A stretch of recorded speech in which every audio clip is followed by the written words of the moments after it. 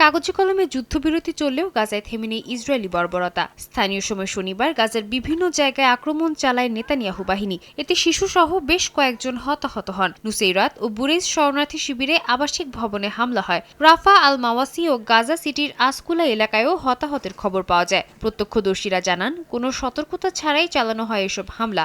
Israeli সেনাবাহিনীর দাবি, গাজা থেকে রকেট নিক্ষেপের ব্যর্থ চেষ্টার পর এসব হামলা চালায় তারা। গাজার মানবিক পরিস্থিতি আরও খারাপ হচ্ছে। তীব্র শীত ও ত্রাণ প্রবেশে বাধার কারণে 7 দিনের এক নবজাতকের মৃত্যু হয়েছে দেইর আল-বালা এলাকায়। স্বাস্থ্য ও সিভিল ডিফেন্স জানায়, প্রয়োজনীয় তাঁবু ও নির্মাণ সামগ্রী ঢুকতে না দেয়ায় মানুষ ঝুঁকিপূর্ণ আশ্রয়ে বসবাস করছে। জাতিসংঘের হিসাবে গাজার প্রায় 80% ভবন ক্ষতিগ্রস্ত বা ধ্বংস হয়েছে। যুদ্ধ শুরুর পর থেকে এখন পর্যন্ত 71,000-এর বেশি ফিলিস্তিনি নিহত এবং 1,71,000-এর বেশি আহত হয়েছেন।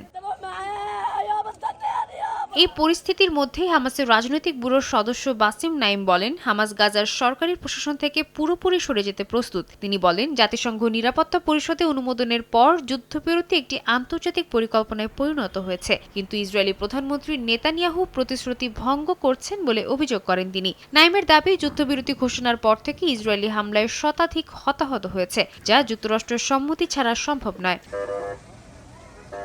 সাদিয়া তাসনিম, সময় সংবাদ।